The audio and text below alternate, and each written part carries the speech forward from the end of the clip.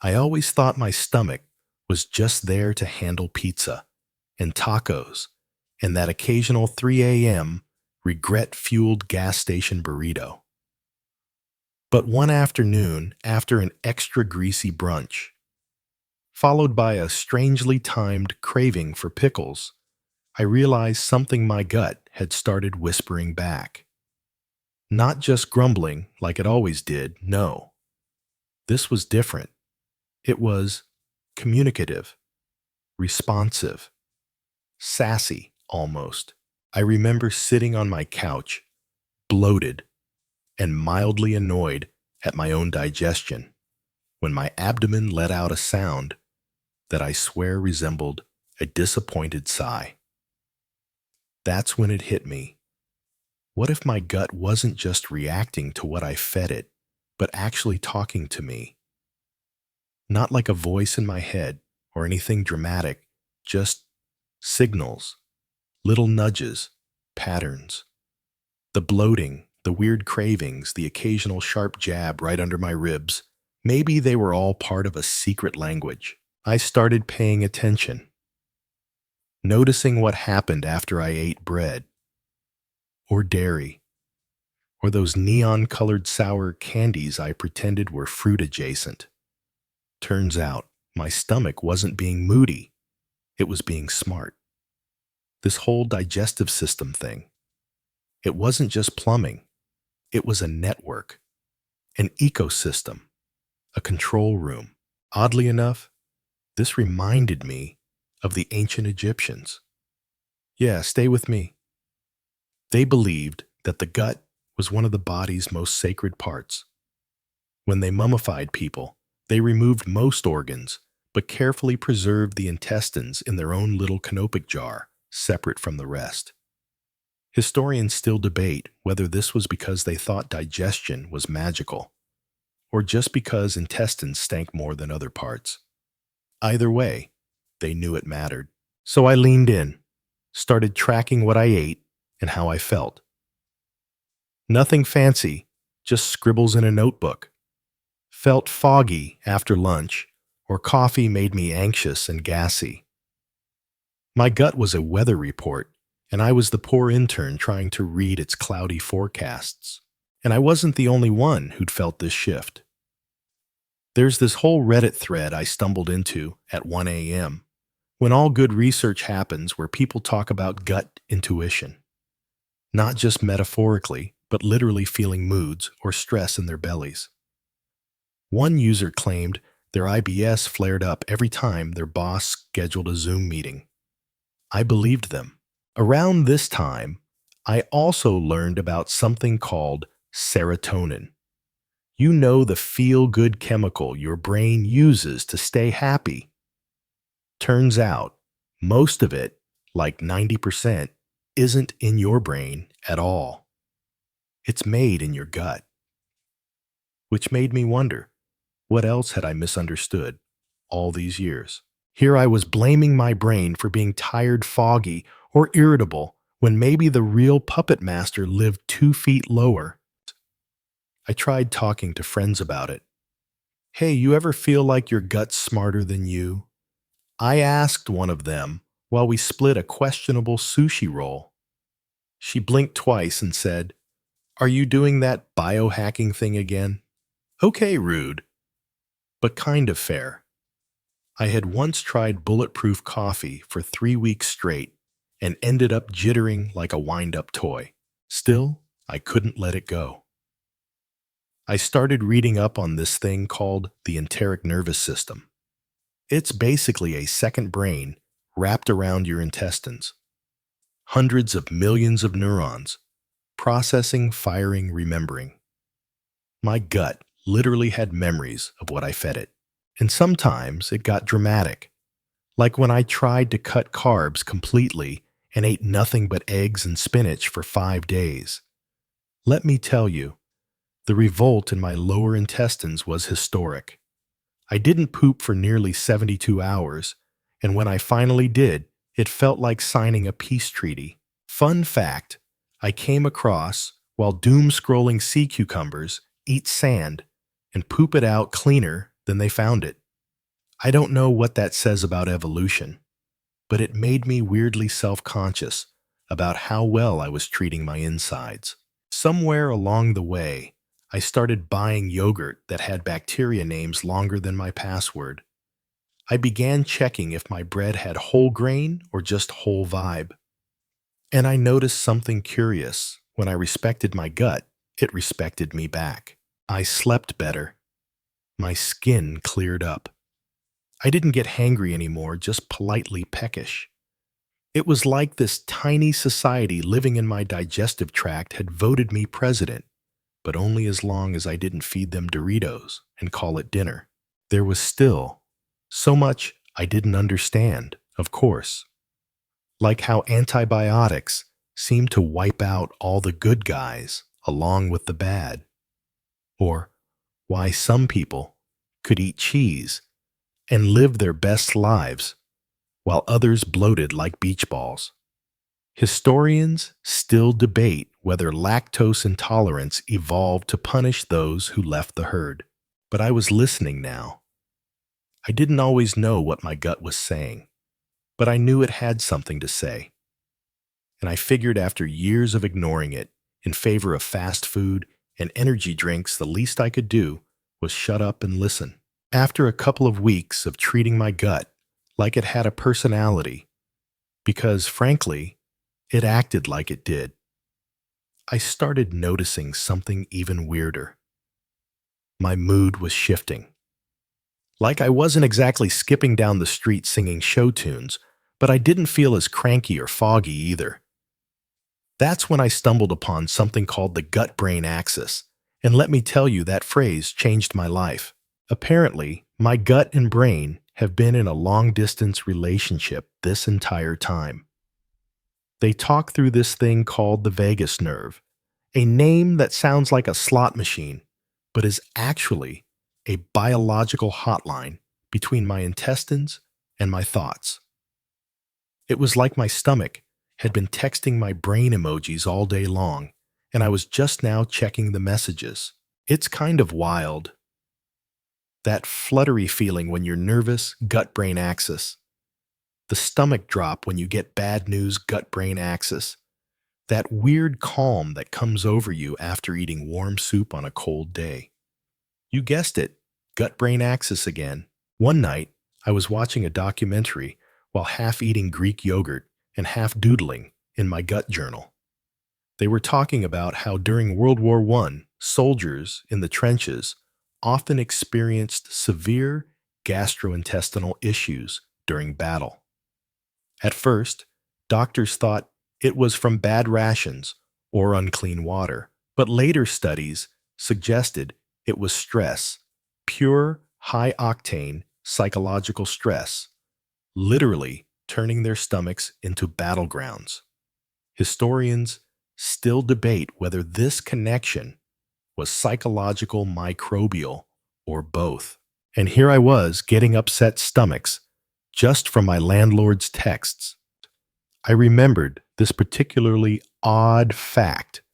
I'd read octopuses have neurons in their arms, almost like little brains. Imagine that. Tentacle brains. But then I realized I kind of had that too. Just not in my limbs, in my guts. It was like my belly had its own agenda and would not be silenced. So I started experimenting. Mindfully, not recklessly. I swapped my usual iced coffee with oat milk for herbal tea. I replaced my late-night chips with roasted chickpeas. I journaled how I felt the next day. It was like I was running a one-person gut-brain communication study with occasional snacks. It was around this time I noticed that every time I had a fight with someone, or even just scrolled too long on doom and gloom Twitter, I'd get cramps.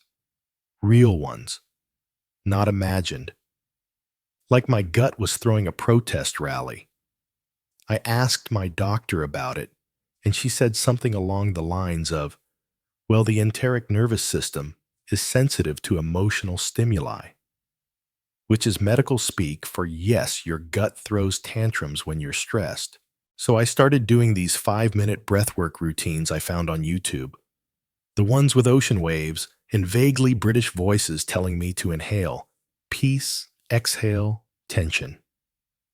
I felt ridiculous at first, but hey, it worked. The gurgling in my belly calmed. My bathroom trips got less dramatic. I even felt lighter somehow. And don't even get me started on anxiety. I used to think anxiety was a purely mental thing.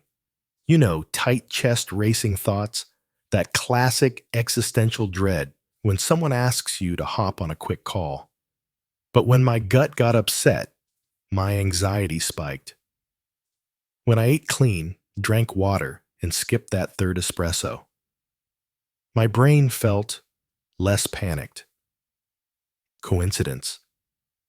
I think not. Scientists say around 70–80% of your immune system lives in your gut, and that's where all these messengers called cytokines hang out. Cytokines can either calm you down or light you up, like a Christmas tree, depending on how happy your gut is.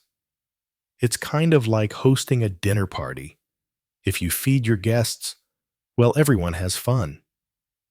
If not, someone flips a table. The more I tuned into my body, the more obvious the connection became.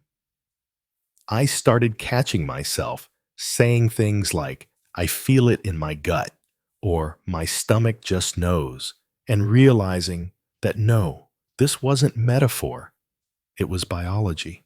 And yet so many people ignore it. We act like the brain is some isolated command center floating above our bodies, making all the decisions while the rest of us just obey. But the gut's been lobbying for policy changes all along. It's the real whisperer behind the throne. I started feeling a little smug about my new discoveries, like some kind of digestive detective. I even tried to explain it to a date once. You know, gut bacteria produce neurotransmitters that influence mood. I said mid-salad. He blinked and said, wait, so your poop affects your feelings? Which, okay, not wrong, but not the vibe I was going for. Still, it made me laugh. And honestly, laughing helped. Another odd little study I read claimed that laughter boosts gut motility. So maybe all those sitcoms and dumb memes were medicine after all. My gut and I weren't besties just yet, but we were on speaking terms. And I was learning to decode its love language: soft foods, less caffeine, deep breaths, and no more ignoring its mid-meeting panic cramps. Still had questions, of course, like how much of this was psychosomatic? Could trauma really live in the gut? Like some unwelcome roommate, historians still debate whether ancient physicians like Hippocrates, who said all disease begins in the gut, were brilliant or just lucky guessers. But for me, it didn't matter anymore, whether it was ancient wisdom or modern science. My gut had proven itself. It wasn't just a plumbing system. It was a second brain with better instincts than my first. And every time it sent me a little grumble, a little warning, or a strangely timed craving for miso soup, I listened. You know how sometimes you suddenly get a craving for yogurt, or your body practically demands a pickle out of nowhere? I used to think those were just random urges, something triggered by a commercial, or my general lack of self-control. But no. Turns out that might be the trillions of bacteria living in my gut sending out a desperate group text. Yep, I'm talking about my microbiome. Sounds sci-fi, right? Like some futuristic cyber body network. But it's real. My gut is home to about 100 trillion microorganisms, and they're not just sitting around playing poker. These tiny life forms are busy producing vitamins, breaking down food, protecting me from pathogens, and possibly, just possibly, controlling my snack decisions. The first time I read that some gut bacteria can influence your cravings, I thought, okay, conspiracy theory alert. But then I saw multiple studies, real academic stuff, showing that different species of bacteria have food preferences. And if they're the dominant ones in your gut, they can signal your body to feed them what they want. So yeah, maybe my sugar cravings weren't entirely my fault. That was validating. Back in the 17th century, this Dutch scientist, Antony van Leeuwenhoek, first peeked into a microscope and saw what he called animalcules in his stool samples. That was humanity's first glimpse at the gut microbiome. Historians still debate whether he understood the magnitude of his discovery or just thought it was cool and kind of gross. Honestly, it is both. The more I learned, the more I realized I wasn't just me. I was a walking, breathing biosphere, a metropolis of microbes. And like any city, my gut community had a balance to maintain. When everything was in harmony, I felt great. But when I disrupted that balance, say, by binging on antibiotics or stress eating half a pizza, things went sideways fast. One month, I decided to try this so-called clean eating challenge. It was all kale quinoa, turmeric lattes, and air. My gut bacteria must have been in shock. Some were partying, others were rioting. By day 4, I had headaches, gas that could startle squirrels, and dreams about cinnamon rolls. It was chaos in there. I later found out that dietary shifts, especially sudden ones, can cause dramatic changes in microbiota composition. Think of it like evicting half the residents of your microbial city and replacing them with yoga instructors overnight. Some residents love yoga. Others, not so much. Here's a weird fact. I love some insects like termites rely entirely on their gut bacteria to digest wood. Without them, they'd starve. Kinda puts your yogurt habit into perspective, doesn't it? Anyway, I started to feel like the landlord of this invisible apartment complex, and I had a responsibility to provide balanced nutrition and decent living conditions. No more exterminating entire colonies with antibiotics, unless absolutely necessary. No more starvation cleanses. No more hosting Taco Bell at 2 a.m. like it was a block party. I tried incorporating more fiber because fiber is what these little guys eat. I imagined them munching on flax seeds and legumes like tiny health-conscious squirrels. I even added fermented foods to my diet, which we'll get to later. Spoiler alert, my gut bacteria loved that stuff. But first, I had to make peace with the fact that not all bacteria are bad. We grow up hearing about germs like they're villains in a comic book. But the reality is more nuanced. Some bacteria like lactobacillus and bifidobacterium are basically superheroes. Others are more like anti-heroes, helpful until they're not. And then there are the true villains like Clostridium difficile, which can cause serious problems if they get out of control. I found out that the balance which bacteria were thriving could influence everything from my digestion to my mental clarity. One morning, after a week of decent eating, I woke up with more energy, fewer food cravings, and an actual desire to go outside.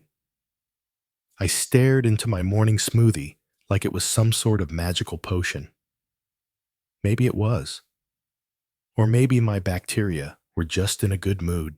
Scientists have been exploring fecal transplants lately, where healthy poop is transplanted into sick guts to restore balance.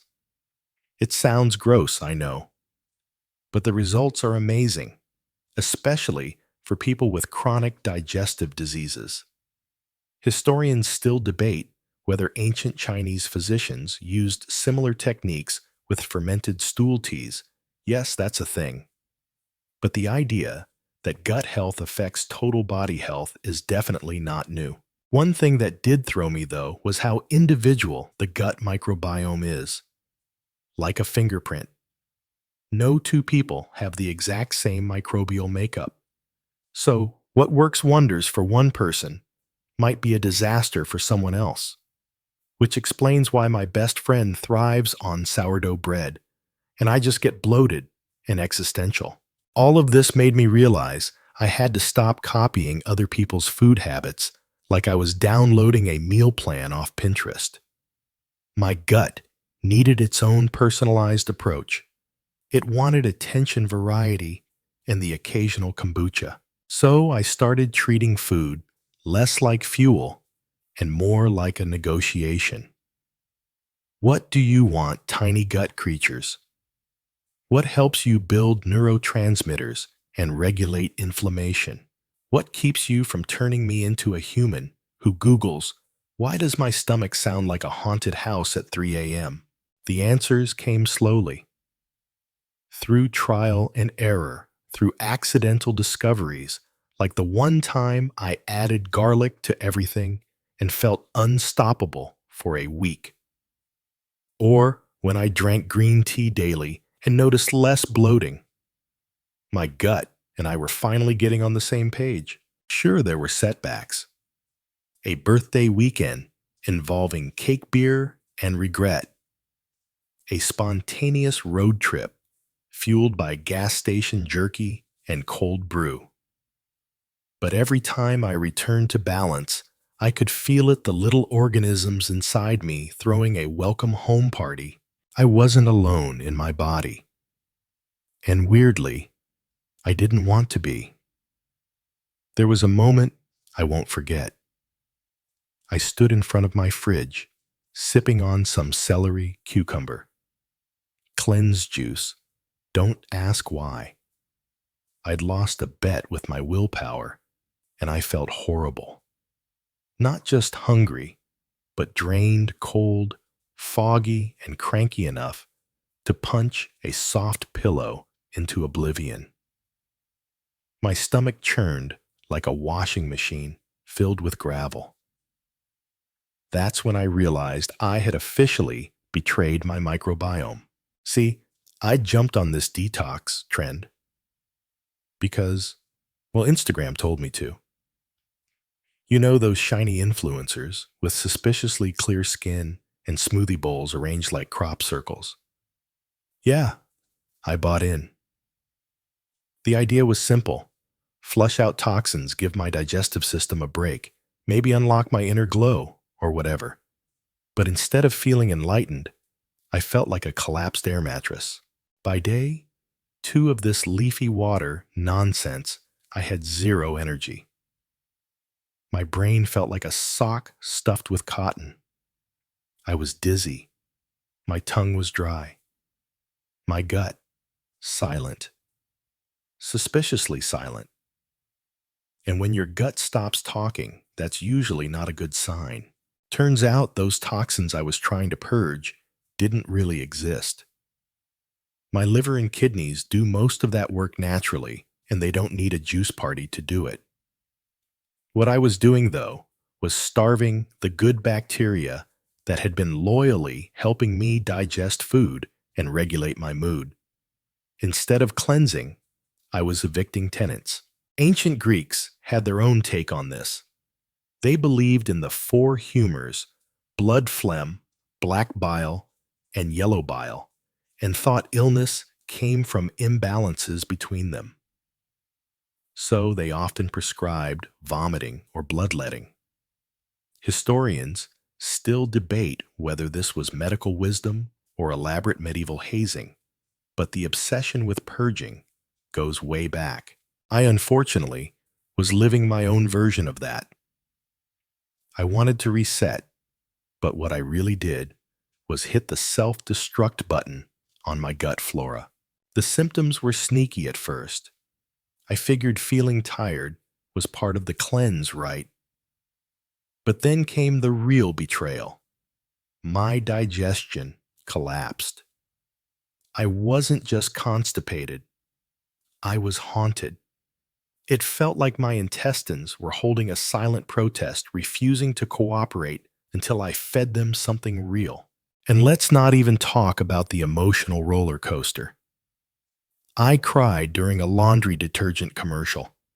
I stared at a wall for 30 minutes because my brain couldn't decide what socks to wear. That's when I knew this wasn't spiritual enlightenment. This was a bacterial mutiny. One night, desperate for answers and for calories, I Googled, "Can detoxing ruin your gut?" And there it was. Article after article, warning about extreme elimination diets, juice-only regimens, and the damage they can do to your microbiome. Without fiber, fermented foods, and a steady intake of diverse nutrients, my gut bacteria were either starving or fleeing. I realized that in my quest to be healthy, I'd forgotten what health actually meant. It wasn't looking good in a mirror. It was feeling stable, functional, and emotionally balanced. Right now, I felt like a ghost with stomach cramps.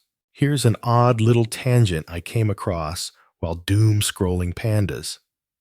They eat bamboo almost exclusively, but their guts aren't actually designed for digesting it.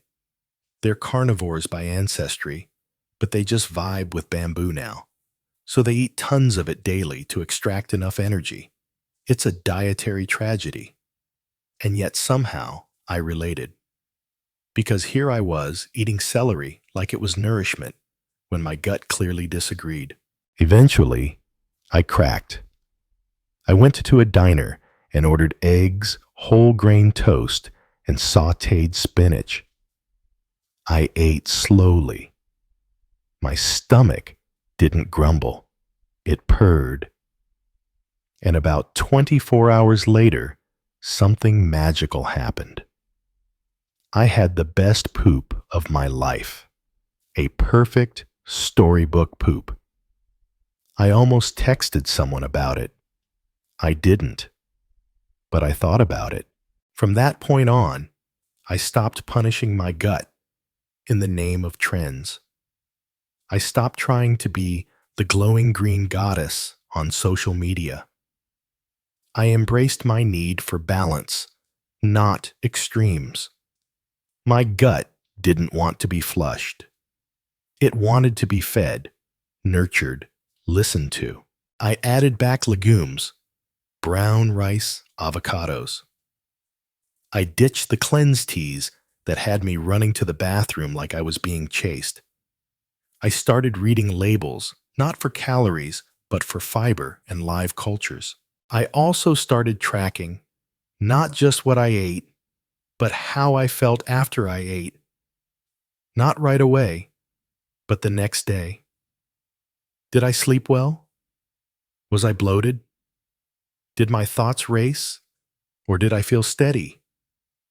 It was subtle detective work, but it helped me build a gut-friendly diet that actually worked for me. And I learned to forgive myself for falling for fads, for thinking I could shortcut health, for treating my gut like a punching bag. Because honestly, it had been incredibly forgiving.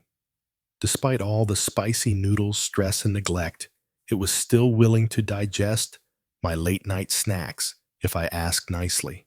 The body is resilient, but it has limits. And that week of green liquid taught me that health isn't about deprivation. It's about cooperation. It's about nourishing the ecosystem inside you, not starving it for likes. Now, whenever someone asks if I've ever done a cleanse, I say, yeah, once. My gut still holds a grudge. And then I gently recommend oatmeal. After the great detox debacle, I knew I had to make amends with the gut gods. So I did what any desperate millennial with a Google addiction would do. I typed foods that heal your gut into the search bar and braced myself for impact. And there it was. A flood of articles, forums, and pseudo-spiritual nutrition blogs, all pointing to one thing: fermented foods. Apparently, if I wanted to restore peace in the microbial kingdom of my intestines, I needed to befriend kimchi kombucha, sauerkraut, kefir miso, and basically anything that smelled vaguely like a science experiment gone right. I started slowly. Sauerkraut was first. I remember hesitating at the first bite. My brain said no, but my gut, my dear wounded gut, whispered yes. It was sour, salty, crunchy, a little like eating vinegar-soaked courage, but I kept going. A spoonful a day, like some kind of cabbage-based apology. Next came kefir. Now kefir is weird. It's like yogurt's cooler Tangier cousin, who maybe lived in a commune for a few years and came back with wisdom and probiotics. I wasn't sure I liked it at first, but within a week, I felt lighter. Not in a juice cleanse kind of way, but in a my digestion isn't holding me hostage kind of way. I even ventured into kombucha territory. The first bottle I tried fizzed up like a soda and smelled like gym socks in a citrus sauna. I hated it. I tried again, still hated it. Then, like clockwork on the third try, I craved it. Stockholm Syndrome. Or maybe my gut bacteria had developed a taste for fermented tea. Either way, we were making progress. A surprising historical gem I stumbled on during this fermented food phase in 1914. A Nobel Prize-winning scientist named Elie Metchnikoff suggested that the secret to long life was yogurt, specifically the kind eaten by Bulgarian peasants who lived to be like 100 while working on farms and presumably yelling at cows. Historians still debate whether it was the yogurt or the cow yelling that kept them alive, but Metchnikoff was one of the first to really connect longevity and gut bacteria. Now I wasn't trying to live forever. I just wanted to poop normally and not feel like a helium balloon by 4 p.m. And it was working. After just a couple weeks of consistent fermented food intake, I started to feel human again. The bloating that had been my constant companion, gone. That weird afternoon brain fog faded. My mood, which had recently swung like a squirrel on espresso, leveled out. I even started waking up before my alarm. Not like a superhero, but like someone whose body finally trusted itself. There was one hilarious side effect, though: the gas. Fermented foods are alive. They keep doing their thing even after you eat them. My gut was basically having its own internal fermentation festival. I burped. I tooted. I apologized to houseplants. It wasn't glamorous, but it was honest.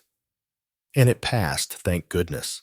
One afternoon, I made the mistake of bringing my new gut obsession to brunch. I waxed poetic about kefir while someone tried to enjoy their eggs Benedict. You know, I said kimchi is basically a love letter to your intestines. My friend blinked and asked if I was starting a food cult. I wasn't offended. Maybe I was. What surprised me most during this fermentation redemption arc was how emotionally attached I became to the ritual. Opening the fridge, spooning out my sauerkraut, sipping my weird fizzy tea. It felt like self-care in the truest sense. Not bubble baths and candles, but maintenance. Maintenance of something ancient and essential inside me. Did I turn into a probiotic snob? A little. I read labels. I learned the names of different bacterial strains like I was studying for a biology pop quiz. Lactobacillus plantarum, Bifidobacterium bifidum. I imagined them like characters in some microscopic sitcom living inside my colon. There's even debate among scientists now about how much probiotics from food actually survive the acidic chaos of the stomach.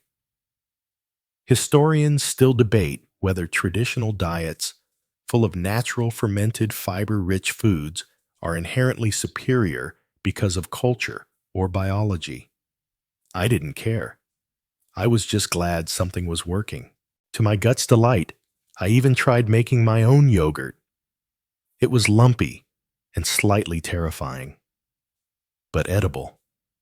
And every time I ate it, I imagined the bacteria doing a little conga line of gratitude through my intestines. I wasn't perfect, of course. I still had weekends where frozen pizza called to me like a siren song. But even then, I noticed that adding a spoonful of fermented something to my meal helped. It was like damage control, like sending in a negotiator after a food bender. I realized something important. During this time, gut health isn't about restriction. It's about addition. Adding color, variety life. I wasn't cutting everything out of my diet. I was inviting things in. Little jars of bacteria-packed goodness quietly working to fix what I had broken. That's what healing really looked like. And with every bite, every sip, every mildly embarrassing burp, I felt closer to the body I'd ignored for so long. Closer to the balance I'd been chasing. Fads and quick fixes. I'd finally stopped fighting my gut and started feeding it what it needed. We were rebuilding trust, one spoonful of sauerkraut at a time. Winter came fast that year. One week, I was sipping kombucha in the sun. The next, I was wrapped in a blanket burrito with a sore throat and a nose that had turned into a faucet. The flu hit like a freight train, and I braced myself for a week of soup tissues and Netflix I wouldn't remember. But something odd happened. I didn't get that sick. Sure, I sniffled. I coughed. I briefly lost the will to fold laundry. But overall, my symptoms were mild, shockingly mild, compared to the usual yearly drama of me curled on the couch, lamenting my mortality. My recovery was swift, too. Almost suspiciously so, like my immune system had been prepped. That's when it clicked. My gut had gone to war, and it had won. I'd always heard that gut health played a role in immunity, but I figured that was more of a wellness slogan than actual science. You know, something printed in cursive on a protein bar wrapper. But no, around 70% of the immune system actually lives in the gut. Not visits, lives.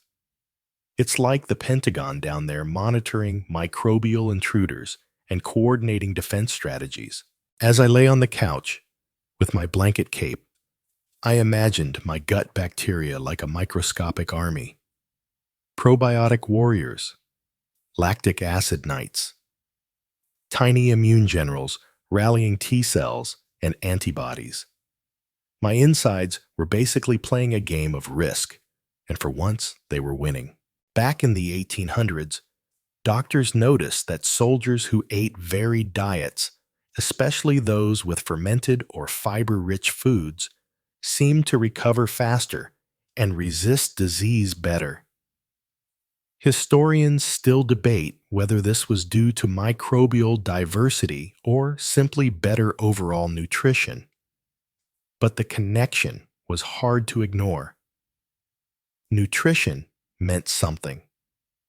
Not just for energy, but for resilience. I realized that ever since I started feeding my gut, right, more fiber-fermented foods, whole ingredients, I hadn't just improved digestion. I had upgraded my internal defense system.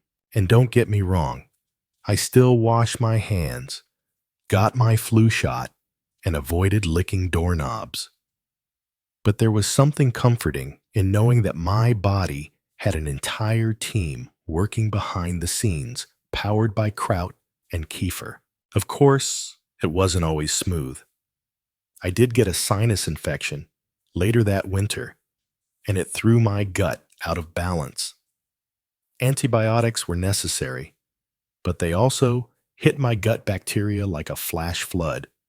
I went from regular and happy to gassy and miserable in a week. But this time, I was prepared. I took probiotics during and after the antibiotics. I drank bone broth like it was liquid gold. I kept eating fiber, even when nothing sounded good. And slowly, my gut returned to baseline. My energy came back. My mood stabilized. It was like rebuilding a sandcastle after a wave messy but doable. Here's a wild tangent I came across in my research bats. Yes, bats. Some species have unique gut flora that help them digest blood, like literal blood. Scientists are studying this because it might help us understand how specialized microbiomes evolve and function in extreme diets. I don't plan to become a vampire, but still cool. Anyway, back to me and my gut. What amazed me most was how fast things could change. A few good meals, a few bad ones, it all made a difference. My gut responded to kindness like a plant with sunshine, and during flu season, that kindness turned into strength, into defense, into healing. I even started thinking about food differently. Less about calories, more about function. Was this helping my gut stay strong? Was this building resilience or just feeding my taste buds? I wasn't perfect. Hello, cheese fries, but the ratio shifted. And as I stayed healthier than usual that season, I started noticing just how often people around me got sick. Colds, stomach bugs, chronic fatigue. It made me wonder how many of those issues started in the gut. How many were being fought off right now by little microbes in the trenches? One day, my neighbor mentioned she'd been getting sick constantly. I tried to explain the gut-immunity connection gently, like a friend, not a cult member. She raised an eyebrow. So you're saying yogurt is your bodyguard now? I nodded. Basically, yes. Yogurt and a team of fiber-eating bacteria. It sounded ridiculous out loud, but I believed it because I had felt the difference. Scientists still debate whether probiotic supplements are as effective as food-based probiotics. The human body is messy, and studies are always catching up. But for me, the proof wasn't in the data. It was in the experience. I wasn't bulletproof. I wasn't invincible. But I was better equipped. My gut wasn't just a digestion factory anymore. It was a war room, a command center, a security team. And it was doing a darn good job. I started carrying healthy snacks around. Nuts, fruit, whole grain crackers. Not just to avoid hunger, but to keep my gut supported on the go. And every time I ate, I imagined the impact, not just on my waistline, but on my health. The gut was central, the gatekeeper. And after months of nurturing it, respecting it, listening to it, I knew it had my back. Literally. At some point in my gut health journey, I became obsessed with something I never thought I'd care this much about. Poop. Yep, poop. Not in a weird way, okay? But in a curious, scientific. I can't believe this is telling me so much about myself, eh? I started paying attention. Color, texture, frequency. I even downloaded a chart. Don't judge me that categorized stool types into 7 distinct shapes. Turns out type 4 is the holy grail, smooth soft, like a well-formed sausage. Weirdly satisfying to aim for. My mornings became diagnostic rituals. I wasn't just brushing my teeth. I was conducting internal reconnaissance. And what I found was that poop is basically the press release of your gut. It tells you what's working, what's failing, and whether you've been feeding your bacteria like a benevolent monarch or a frat house tyrant. The more I read, the more fascinating it became. Stool isn't just waste. It's a mix of water, undigested food, gut cells, mucus, and get this bacteria. Tons of bacteria, like trillions per gram. That stuff is basically a microbial autobiography. There's even a growing field of study where researchers analyze poop to predict diseases. It's called stoolomics, and it's surprisingly accurate. Some scientists believe your poop might be able to flag colon cancer, autoimmune conditions, even early signs of Parkinson's. Historians still debate whether ancient physicians understood this potential or just used bowel movements to make weird guesses with goat bones. And then there's the world of probiotics. After months of spooning sauerkraut and sipping kefir, I decided to investigate the supplement side. Probiotic capsules, gummy strains, yogurt shots promising better digestion in 2 weeks.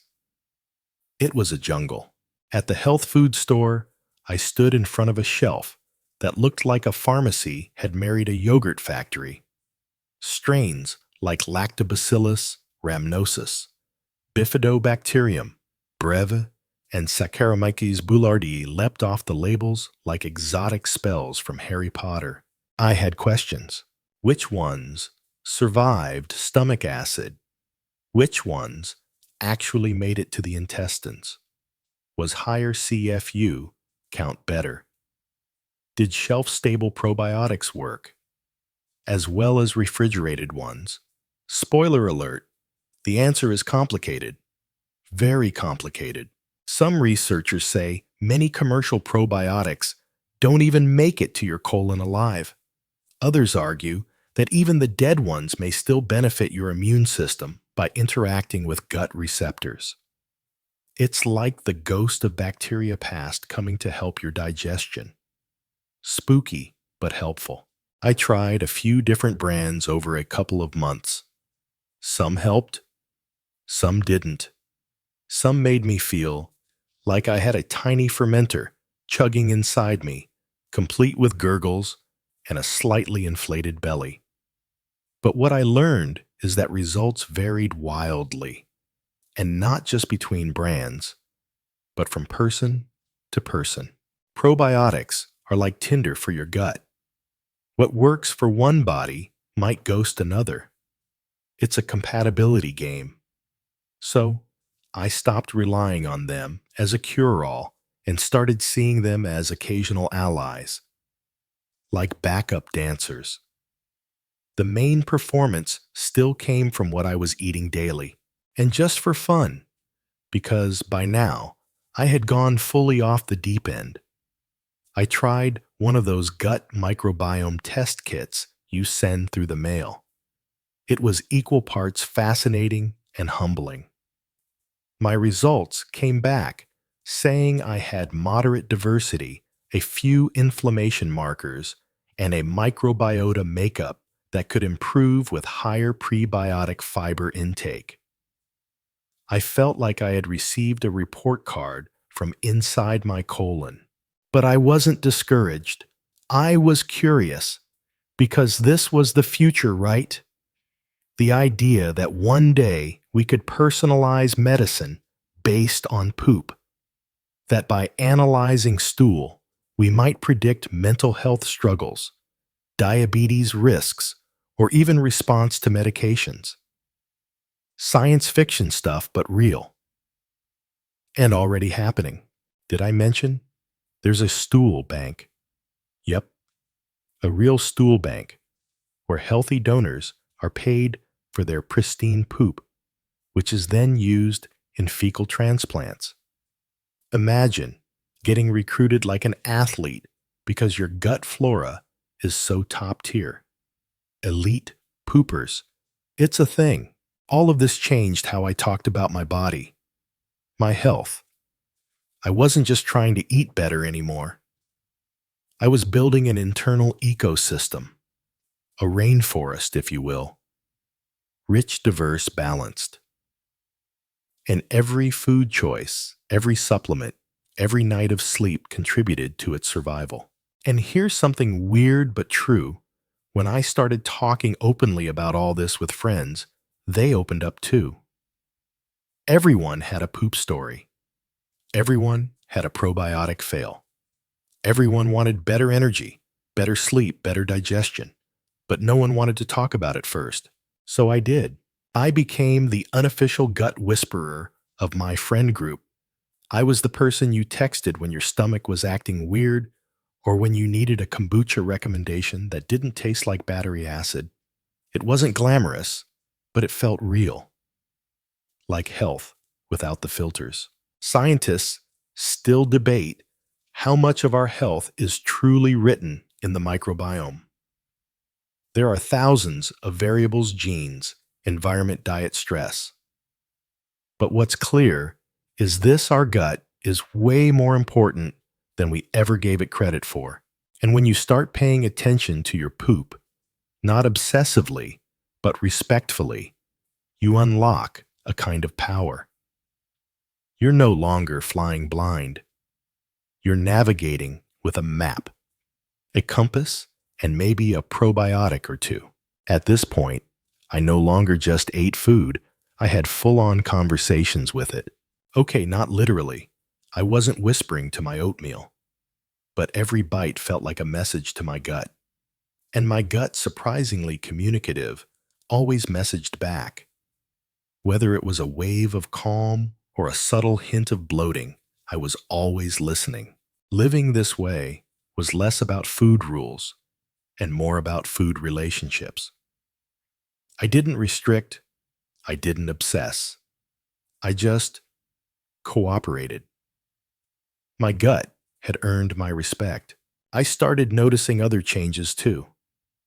My sleep was deeper, smoother, the kind where you wake up and don't question reality for a solid 10 minutes because you were dreaming about floating lasagna or something equally odd but peaceful. My skin, usually prone to breakouts whenever stress levels spiked, or I so much as looked at a cookie, had chilled out.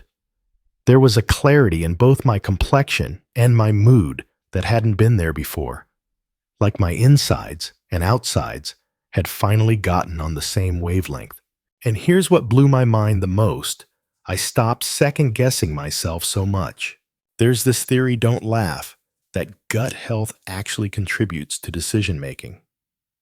That your microbiome influences your mood, your risk-taking, your confidence. Historians still debate whether early philosophers like Descartes would have changed their "I think, therefore I am" theories if they'd known about the enteric nervous system. But I like to think Descartes would have said something like, "I digest, therefore I feel." Because I did feel. More in control, less reactive, more me. One evening, I sat alone with a bowl of lentils and spinach and realized I wasn't just eating.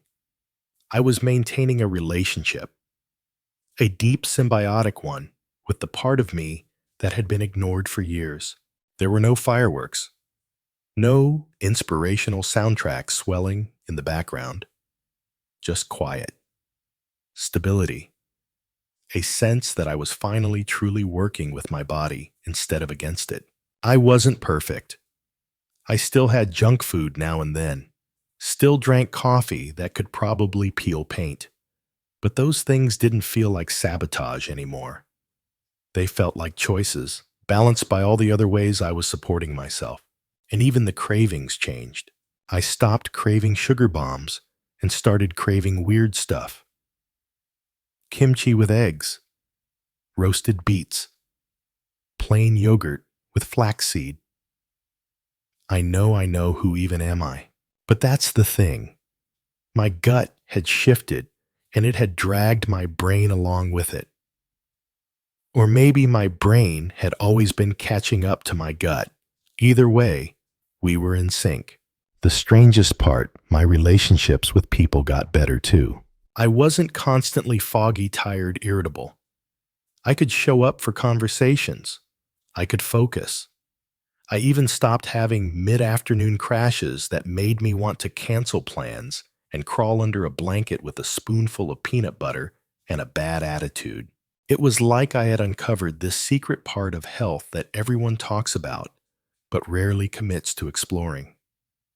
The foundation, the soil beneath the tree, the thing you never see, but that holds everything else together. And I held a kind of quiet pride in that. No one sees your gut health. You can't flex it like muscles or post about it like abs. But it shows up in your mood, your energy, your focus, your ability to be a human who functions. Sometimes I imagined my gut as this wise little roommate living quietly in my abdomen, reading newspapers and sipping bone broth.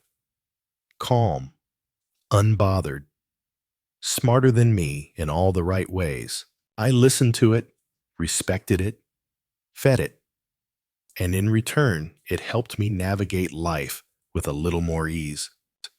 Now, whenever people ask me what changed, what finally clicked for me, I don't start with calorie counts or macros or workout routines. I start with one sentence. I started listening to my gut, not metaphorically, literally, because the truth is, I'd spent years trying to outsmart my body, and it had been trying to help me all along. And now, as we bring this story to a close, I want you to sit back for a second. Just settle in. Let everything get soft around the edges. Feel the rhythm in your breath. Feel the quiet in your chest. And think about something we almost never think about: your gut.